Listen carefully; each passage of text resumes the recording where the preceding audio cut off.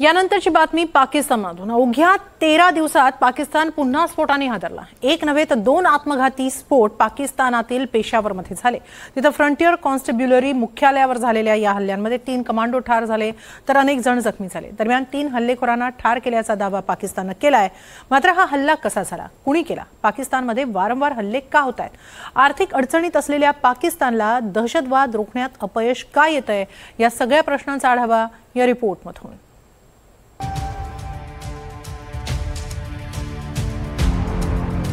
पाकिस्तानात पुन्हा आत्मघातकी हल्ले झाले। सोमवारी सकाळी पाकिस्तानातील पेशावर येथील फ्रंटियर कॉन्स्टेब्युलरीच्या मुख्यालयावर झालेल्या 2 आत्मघातकी हल्ल्यांमध्ये 3 कमांडोंसह अनेक जण जखमी झाले। अधिकाऱ्यांच्या मते हल्लेखोरांनी गोळीबार आणि आत्मघातकी बॉम्बस्फोट करून कार्यालयाला लक्ष्य केलं।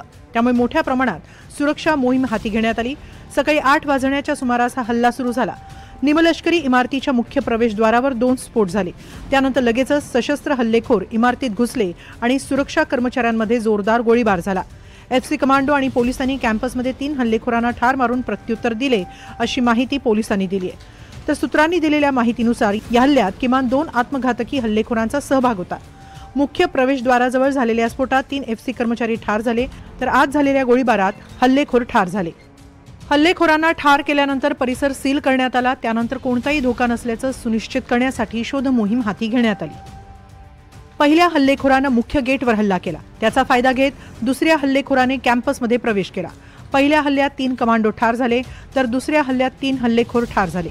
काही हल्लेखोर मुख्यालयात लपून बसल्याच्या संशयावरून संपूर्ण परिसराला वेढा घालण्यात आला। फ्रंटियर कॉन्स्टेब्युलरीच्या प्रवेशद्वारावर सकाळी साधारणपणे 8:11 एक आत्मघातकी हल्ला झाला।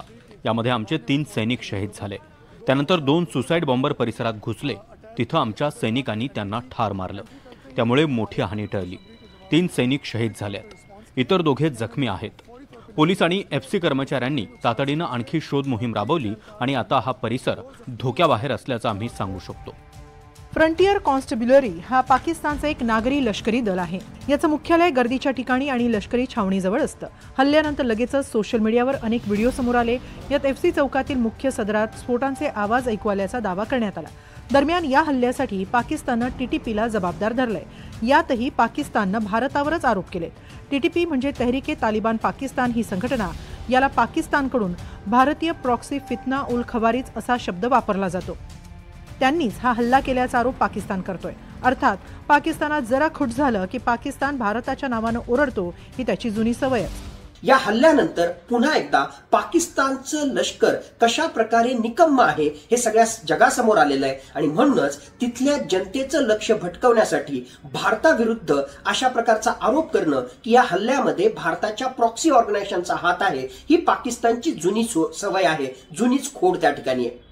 मुळातच पाकिस्तानचं लष्कर आणि पाकिस्तानचं सरकार हे एक प्रकारे अंतर्गत सुरक्षितता, त्याचबरोबर अफगाणिस्तान, इराण आणि भारताकडून येणारा जो खतरा आहे त्याला थोपवण्यासाठी पूर्णतः नाकाम त्या ठिकाणी ठरलेलं आहे आणि म्हणूनच अशा प्रकारचे भारताविरुद्ध आरोप करायचे आणि आंतरराष्ट्रीय दृष्टिकोनातून भारताला कसं बदनाम करता येईल असा प्रयत्न करायचा, अशा प्रकारची जुनी खोड पाकिस्तानची या ठिकाणी।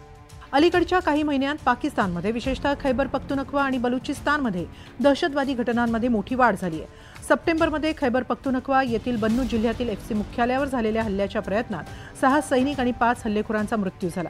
यात विशेषतः टीटीपी अधिक सक्रिय आहे। तहरीके तालिबान पाकिस्तान हा पाकिस्तानी बंडखोर गट आहे। 2001 मध्ये जेव्हा अमेरिकेनं अफगाणिस्तानवर हल्ला केला तेव्हा अनेक लढवय्ये पाकिस्तानच्या आदिवासी भागात लपले। याच हल्ल्यादरम्यान पाकिस्ताननं अमेरिकेला पाठिंबा दिला। याचाच राग धरत 2007 मध्ये बैतुल्ला महसूदनं 13 बंडखोर गटांना एकत्र करत तहरीके तालिबान पाकिस्तानची स्थापना केली। पाकिस्तानी लष्कर विरोधी गटातील अनेक जण यात सामील झाले। त्यांचा लढा पाकिस्तानच्या लष्कर आणि सरकार विरोधात आहे। या संघटनेशी संबंधित अनेक समर्थक पाकिस्तानी सैन्यातही आहेत। अमेरिकेनं पाकिस्तानला इशारा दिलाय की टीटीपी अण्वस्त्रही मिळवू शकतो। पाकिस्तान सरकार खऱ्या इस्लामवर विश्वास ठेवत नाही असा टीटीपीचा दावा आहे। पाकिस्तानात शरीयत कायद्याचं सरकार स्थापन करण्याचं त्यांचं उद्दिष्ट आहे। टीटीपीचे अफगाण तालिबानशी जवळचे संबंध आहेत आणि दोन्ही गट एकमेकांना पाठिंबाही देतात। 2021 मध्ये अफगाण तालिबान सत्तेत आल्यानंतर पाकिस्ताननं टीटीपीला लक्ष्य करत अफगाणिस्तानात हल्ले केले। पश्तून समाजाच्या गरिबी, बेरोजगारी आणि सरकारी दुर्लक्ष यासारख्या तक्रारींचा टीटीपीला फायदा होतो। 2022 पासून टीटीपीनं पाकिस्तानवरील हल्ले वाढवले आहेत. टीटीपी दहशतवादी हल्ले करण्यासाठी अफगाणिस्तानच्या भूमीचा वापर करतं असा पाकिस्तानचा आरोप आहे. तर अफगाणिस्ताननं हे आरोप फेटाळून लावलेत. याच मुद्द्यावरून दोन्ही देशांमधले संबंध विकोपाला गेलेत. दोन्ही देशांमध्ये अधूनमधून हल्ले होत असतात. पाकिस्तान याच दहशतवादाला पोसत भारतावर हल्ले करत असतो हे भारतानं अनेकदा पुराव्यांनिशी दाखवून दिलंय.